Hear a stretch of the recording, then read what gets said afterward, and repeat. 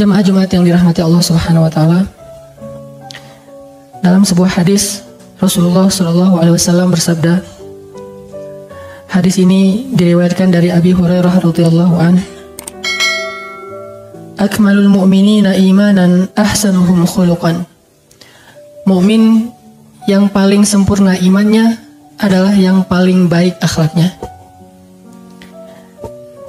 Bukan manusia, karena kalau kita membahas manusia yang paling baik adalah yang paling baik akhlaknya, orang cenderung menjadikan hadis seperti itu sebagai alasan untuk tidak beribadah kepada Allah. Kan yang paling baik akhlaknya, bukan ibadah.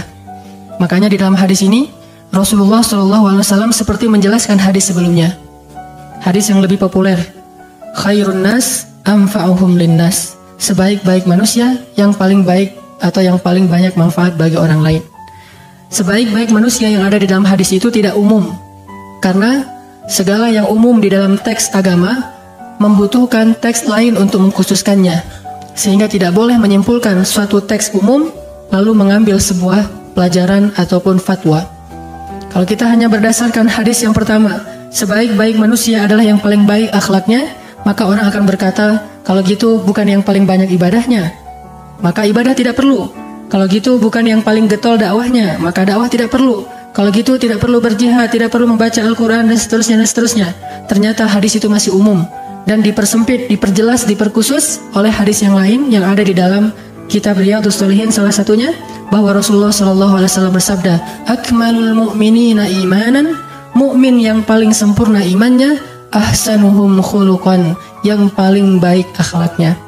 Maka yang dimaksud dengan hadis yang pertama, sebaik-baik manusia adalah sebaik-baik manusia di antara orang-orang yang beriman. Sebaik-baik manusia di antara orang-orang yang beriman adalah yang paling banyak manfaatnya bagi orang lain. Jemaah Jumat yang dirahmati Allah Subhanahu wa taala. Akmalul mu'minina imanan ahsanuhum khuluqan, kata Nabi. Mukmin yang paling sempurna imannya adalah mukmin yang paling baik akhlaknya. Wa khiyarukum khiyarukum linisaikum. Dan sebaik-baik kalian adalah yang paling baik akhlaknya terhadap perempuan-perempuannya, terhadap istri-istrinya. Bisa disimpulkan dari hadis ini, mukmin yang paling sempurna imannya dilihat bagaimana sikap dan akhlaknya kepada istrinya. Sebaik-baik seorang laki-laki bukan yang paling baik kepada temannya, bukan yang paling baik kepada tetangganya, bukan yang paling baik kepada partner bisnisnya. Kalau mau melihat laki-laki sejati baik atau tidak, maka lihatlah bagaimana akhlak dan sikapnya terhadap istrinya di rumah. Khiyarukum khiyarukum li ahlikum wa ana khiyarukum li ahli, atau khairukum khairukum li ahlikum wa ana khairukum li ahli. Sebaik-baik kalian wahai laki-laki adalah yang paling baik untuk istrinya, dan aku yang paling baik untuk istriku di antara kalian. Sengaja saya mengangkat tema ini di dalam khutbah Jumat, karena khutbah Jumat atau majelis Jumat ini adalah momen yang paling berharga bagi para laki-laki untuk belajar Islam lebih banyak. Seandainya mengangkat tema-tema yang lebih umum, maka mungkin kita mendengar tema-tema itu dalam taklim, dalam majelis-majelis ilmu yang lain.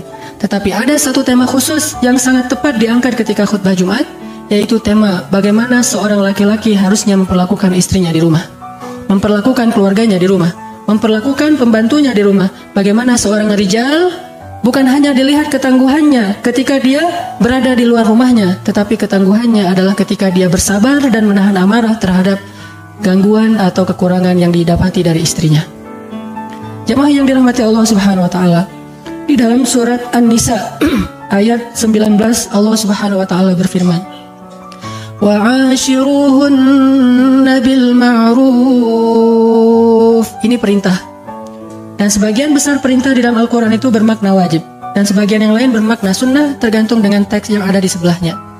Wa ashiruhunna bil ma'ruf, maka perlakukanlah istri kalian dengan cara yang baik. Maka memperlakukan istri dengan cara yang baik hukumnya fardhu ain, wajib bagi setiap suami, wajib bagi setiap laki-laki.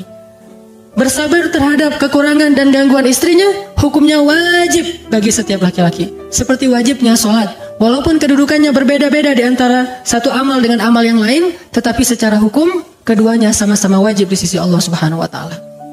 Wa ashiruhunna bil ma'ruf. Maka dari perintah ini agar seorang laki-laki bersikap baik kepada istrinya, Jika seorang wanita menitikkan air mata karena kejahatan suaminya, maka itu termasuk di antara dosa besar bagi seorang suami. Jika seorang perempuan datang kepada seseorang mengadu tentang perihal dirinya yang dizalimi oleh suaminya, maka Allah Subhanahu wa taala akan menjadi hakim di antara mereka. Disebutkan dalam sebuah kisah, dalam sebuah hadis yang sahih, ada seorang ulama di zaman sebelum Nabi Muhammad SAW. Ada seorang ulama ahli hikmah sedang berjalan di tengah malam, tiba-tiba melihat seorang perempuan di luar rumahnya menangis. Dia menangis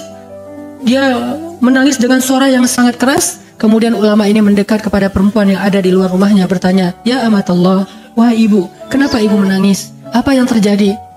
Lalu dia curhat kepada ulama ini mengatakan, "Saya adalah seorang perempuan yang lemah, perempuan yang tidak punya siapa-siapa, dan saya diusir oleh suami saya, dan saya kehilangan anak saya. Suami saya melarang saya untuk bertemu dengan dirinya dan anak-anak saya selama-lamanya.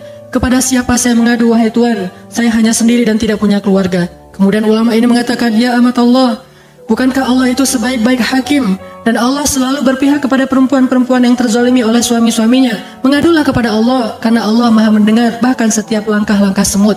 Kemudian perempuan ini berdoa kepada Allah Subhanahu wa taala, dan Allah Subhanahu wa taala memberikan pelajaran yang luar biasa kepada suami perempuan ini. Istausu bin nisa'i khairan. Perlakukanlah perempuan itu dengan cara yang baik, kata Nabi. Sesungguhnya perempuan diciptakan dari tulang rusuk laki-laki, dan tulang rusuk yang paling bengkok adalah yang paling atasnya.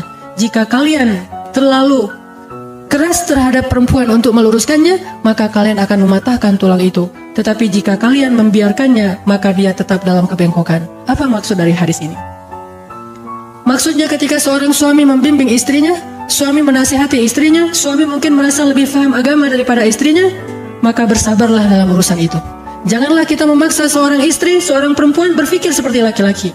Karena bahasa para ulama, laki-laki punya 9 logika dan 1 perasaan, sedangkan perempuan memiliki 9 perasaan dan 1 logika. Sehingga yang lebih dominan dalam dia berpikir itu adalah perasaannya. Kadang seorang laki-laki tidak menyadari kalau dia telah menyinggung perasaan istrinya. Lalu kemudian dia mengatakan itu hal sepele, kenapa kamu tersinggung, kenapa kamu marah, dan seterusnya dan seterusnya. Itulah fitrah wanita, itulah fitrah perempuan. Dan jangan memaksakan mereka berpikir seperti kita. Jangan memaksakan mereka melihat sesuatu itu sepele seperti pandangan seorang laki-laki, dari angle-nya seorang suami. Kalau kalian memaksakan hal itu, kasar taha, maka kita telah mematahkan tulang rusuk kita sendiri. Artinya menyakiti perasaan perempuan. Tapi kalau kalian membiarkannya, mudah-mudahan Allah memberikan kebaikan dari sisi lain kepada kalian pada wanita itu. Jamaah yang dirahmati Allah Subhanahu wa taala, marilah kita perhatikan beberapa kisah bagaimana Rasulullah SAW bersabar memperlakukan istrinya sebagaimana perintah Allah. Karena Rasulullah SAW adalah orang yang paling baik dalam mengamalkan Al-Quran. Sehingga kalau kita membaca satu ayat Al-Quran, lalu mau pengen tahu bagaimana mengamalkannya, lihatlah sunnah Rasul, lihatlah sirah Rasul, lihatlah kisah-kisah Rasulullah SAW. Dan beliau bukan cuma teladan dalam urusan ibadah, tetapi beliau juga teladan dalam urusan akhlak. Dan akhlak salah satunya adalah akhlak beliau kepada istri-istrinya. Wa'ashiruhunna bil ma'ruf. Perlakukanlah istri kalian dengan cara yang baik. Tanya kepada kisah bagaimana Rasulullah SAW memperlakukan istrinya. Bagaimana sabarnya Rasulullah terhadap istrinya. Padahal beliau jauh lebih mulia daripada kita. Beliau lebih dicintai oleh Allah daripada kita. Bahkan namanya disandingkan bersama nama Allah dalam kalimat syahadatain. Harusnya beliau mungkin lebih gengsi daripada kita untuk bersabar terhadap istrinya. Tetapi lihatlah kisah-kisah yang sangat luar biasa kesabaran Rasul, ar-rifqu, lemah lembutnya Rasul terhadap istri-istri beliau. Salah satunya dikisahkan bahwa suatu malam Rasulullah SAW sedang dimarahi oleh 2 orang istrinya. Salah satunya adalah Aisyah dan yang keduanya adalah Hafsah. Satu anaknya Abu Bakar As-Siddiq, yang satu lagi anaknya Umar bin Khattab. Aisyah dan Hafsah sedang marah kepada Rasulullah SAW. Sampai suara kedua perempuan ini terdengar keluar rumah Rasulullah SAW. Sementara suara Rasul sama sekali tidak meninggi, tidak ditinggikan suara Rasul. Suara mereka di atas suara Rasul, teriak di hadapan Rasulullah. Bayangin seorang istri berteriak memarahi suami, seolah-olah suami ini terdakwa, seolah-olah suami ini orang yang pendosa besar, sehingga suaminya hanya diam saja diteriaki oleh istri-istrinya. Dalam keadaan seperti itu, tiba-tiba terdengar suara Umar bin Khattab memberi salam mau bertamu ke rumah Rasulullah. Assalamualaikum. Mendengar suara Umar memberi salam, maka kedua istri Nabi langsung lari masuk ke dalam kamar. Rasulullah membukakan pintu, Umar masuk. Kemudian Rasulullah tersenyum. Umar bertanya, "Ya Rasulullah, suara siapa tadi yang saya dengar berteriak-teriak di hadapanmu? Suara perempuan yang mana?" Kata Rasulullah, "Ya Umar,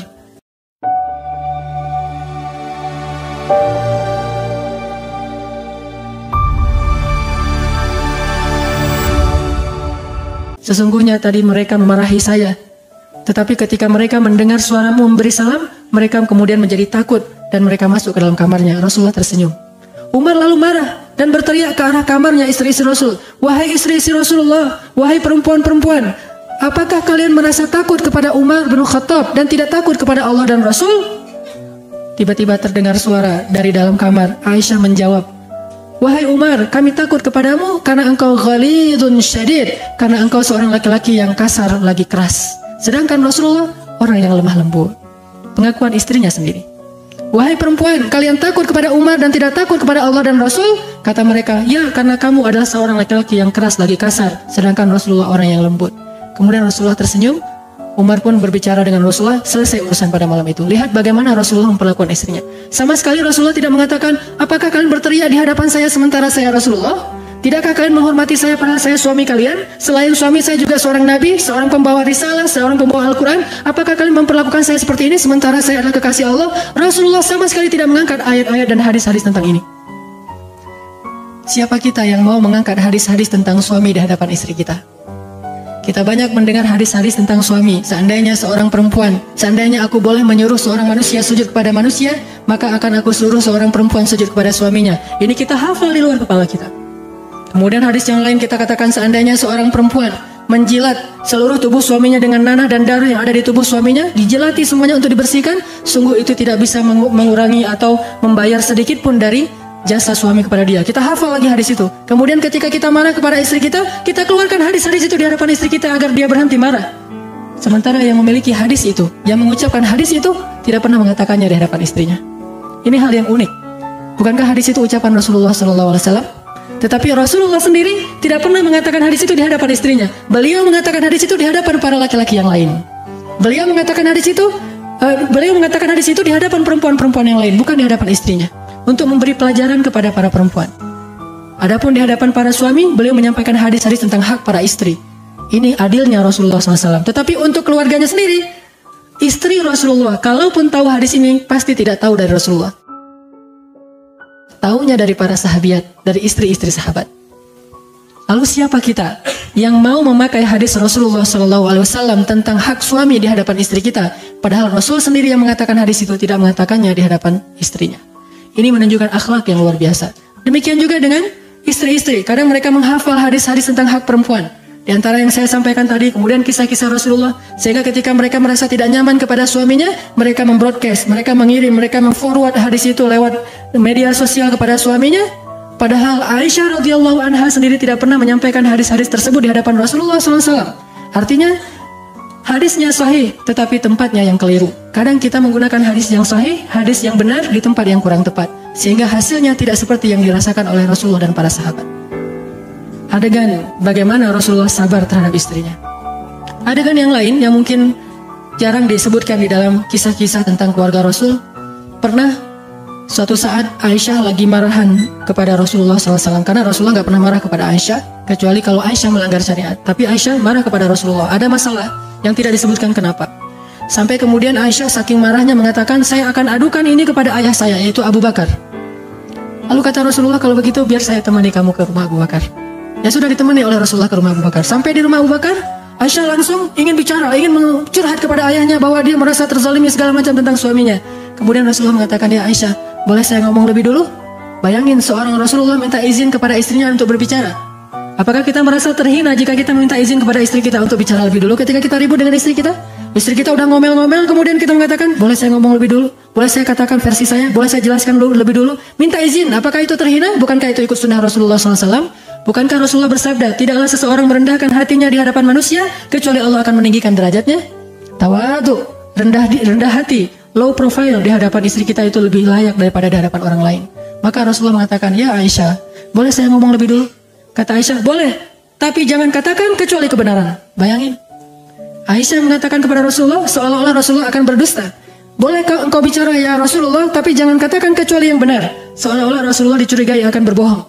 Mendengar ucapan seperti ini, Abu Bakar menjadi marah kepada Aisyah. Ya Aisyah, Allah sendiri yang mengatakan bahwa Muhammad itu adalah as-sadiqul masduq, orang yang jujur dan terpercaya, al-amin, Orang yang la yantiqu 'anil hawa in huwa illa wahyun yuha, yang tidak berbicara dengan hawa nafsu, semuanya wahyu dari Allah. Bagaimana mungkin kamu curiga dan mengatakan, jangan katakan kecuali kebenaran? Ya Aisyah, kamu berlebihan sekali sikapmu di hadapan Rasulullah. Kemudian Aisyah dipukul oleh Abu Bakar di pundaknya, pukulan yang tidak melukai. Karena dipukul oleh ayahnya, Aisyah kemudian berlari, kemudian Rasulullah melindungi Aisyah dan Aisyah bersembunyi di belakang Rasulullah. Kemudian Rasulullah mengatakan, ya Abu Bakar, kami tidak datang ke rumah ini agar engkau memarahi istri saya, apalagi memukuli istri saya. Kami datang ke rumah ini agar engkau membela istri saya. Kemudian Rasulullah melihat ke belakang ke arah Aisyah. Ya Aisyah, lihatlah bagaimana aku membela engkau dari orang itu. Kemudian Aisyah tersenyum, mereka pulang, selesai urusannya. Begitulah Rasulullah SAW memperlakukan istrinya. Dalam keadaan istrinya kadang-kadang akhlaknya berlebihan kepada beliau. Wa ashiruhunna bil ma'ruf. Perlakukanlah mereka dengan cara yang baik. Dan itulah yang diperintahkan Allah di dalam Al-Quran dan dicontohkan oleh Rasulullah SAW di dalam kisah dan sunnah. Barakallahu li wa lakum. Allahumma salli ala Sayyidina Muhammad wa ala alihi wa sahbihi ajma'in. Alhamdulillah, asyhadu an la ilaha illallah wa asyhadu anna Muhammadan abduhu wa rasuluh. Allahumma salli wa sallim wa barik ala Sayyidina Muhammad wa ala alihi wa sahbihi ajma'in. Jamaah yang dirahmati Allah Subhanahu wa taala. Suatu ketika ada seorang sahabat bertanya kepada Rasulullah SAW, "Ya Rasulullah, berapa kali idealnya seorang suami bersabar atas istrinya dalam satu hari?" Berapa kali harusnya idealnya seorang suami yang baik akhlaknya bersabar dari kekurangan dan gangguan istrinya dalam satu hari? Berapa kata Rasul? 70 marrah, 70 kali per hari. Artinya kalau kita merasa tidak nyaman, diganggu, ada kekurangan pada istri kita yang membuat kita merasa marah, sakit hati, tidak nyaman, emosi, coba dalam sehari hitung, apakah sudah sampai 70 kali? Kalau belum sampai 70 kali, berarti kita belum layak untuk marah kepada mereka. Begitulah ukuran kesabaran seorang suami yang ideal, suami yang dicintai Allah yang diajarkan oleh Rasulullah SAW. Jika kita merasa marah kepada istri kita, tahan amarah kita dalam sehari 70 kali menahan amarah. Kalau sudah 70 kali, yang ke-71 baru kita boleh marah. Dan marahnya pun, kata Allah yang pertama, fa'idhuhun. Cara marah yang pertama adalah beri nasihat, bukan berteriak, bukan mencela, bukan memukul. Nomor satu, ketika kita udah marah banget, fa'idhuhun, beri nasihat. Yang namanya nasihat itu bukan memarahi, nasihat itu dengan bil mau'izatil hasanah, dengan cara yang baik. Udah dengan nasihat ternyata nggak mempan juga, maka wahjuruhunna 'anil madaji'. Pisah tempat tidur, bukan pisah rumah. Kita tidur di sofa, istri tetap tidur di kamar. Bukan istri disuruh keluar dari kamar apalagi keluar dari rumah. Bahkan Nabi bersabda, haram bagi seorang laki-laki membiarkan istrinya keluar dari rumah kecuali jika istri itu berbuat fahsya atau berzina, selingkuh. Di dalam Al-Quran juga Allah jelaskan, nggak boleh kita mengusir istri kita dari rumah kita, apalagi kalau rumah itu milik bersama.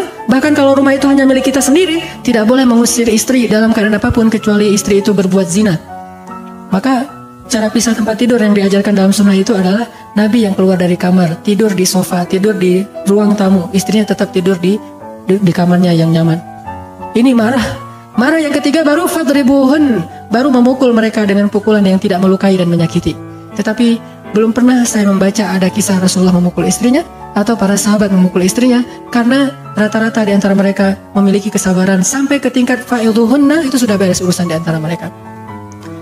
70 kali kita harus bersabar atas gangguan istri kita. Dan Rasulullah SAW bersabda dalam hadis yang lain, tidaklah seorang laki-laki bersabar atas gangguan istrinya selama beberapa saat, kecuali Allah Subhanahu wa Ta'ala akan memberikan kepada dia anugerah yang pernah Allah berikan kepada Ayub alaihissalam. Kalau mau tahu, bacalah kisah Ayub yang sangat panjang. Bagaimana ending dari kisah Ayub yang sabar terhadap istrinya, yang meninggalkan beliau ketika beliau sedang sakit. Siapapun yang sabar atas perlakuan buruk dari istrinya, kata Nabi, maka Allah akan memberikan kepada dia karunia seperti yang Allah berikan kepada Ayub alaihissalam. Bahagialah seorang suami yang diberikan seorang istri yang solihah.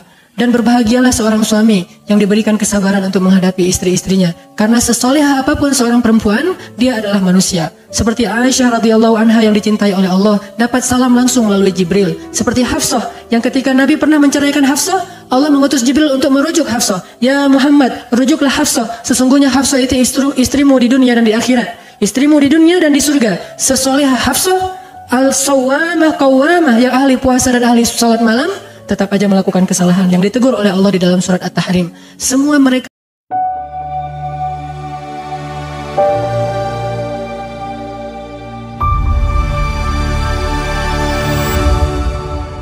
adalah manusia, sama dengan halnya kita. Kita juga manusia yang kadang berbuat salah, yang apalagi kesalahan mereka itu adalah fitrah dari Allah, kebengkokan yang ada pada diri mereka atau perasaan mereka. Isbiru wasabiru, bersabarlah dan kuatkanlah kesabaran. Bagi yang belum menikah, bekalilah diri kita dengan kebijaksanaan, dengan kesabaran, dengan akhlak mulia, sehingga ketika nanti Allah menganugerahkan kepada kita seorang istri, jadilah seorang waj'alna lil muttaqina imama. Mudah-mudahan nasihat yang sederhana ini bisa hari ini juga kita amalkan dalam kehidupan kita. Pulang dari masjid saat kita selesai sholat Jumat ini, kecuplah kening istri kita, doakan mereka, karena doa seorang suami yang baru selesai sholat Jumat sangat diijabah oleh Allah Subhanahu Wa Taala. Ketika kita datang ke rumah kita, doakan istri kita, kecup keningnya, belai rambutnya, dan katakan, ya Allah, jadikanlah istri ini istri yang solehah, istri saya di dunia dan di akhirat insyaallah. Allahumma ghfir lil muslimina wal muslimat wal mu'minina wal mu'minat al ahya'i minhum wal amwat. Allahumma ghfir lana dhunubana wa liwalidayna warhamhuma kama rabbayana shighara. ربنا آتنا من لدنك رحمة وهيئ لنا من أمرنا رشدا واجعل لنا من كل ضيق مخرجا ومن كل هم فرجا ومن كل عسر يسرا ربنا هب لنا من الصالحين ربنا هب لنا من لدنك ذرية طيبة إنك سميع الدعاء ربنا اجعلنا مقيم الصلاة ومن ذرياتنا ربنا وتقبل دعاء ربنا هب لنا من أزواجنا وذرياتنا قرة أعين واجعلنا للمتقين إماما. اللهم انصر الإسلام والمسلمين اللهم انصر المسلمين في فلسطين اللهم انصر المسلمين في سوريا اللهم انصر المسلمين في العراق اللهم انصر المسلمين المستضعفين في روهينيا اللهم اجعل بلدنا هذا إندونيسيا بلدا آمنا وارزق أهله من الثمرات يا رزاق ربنا آتنا في الدنيا حسنة وفي الآخرة حسنة وقنا عذاب النار.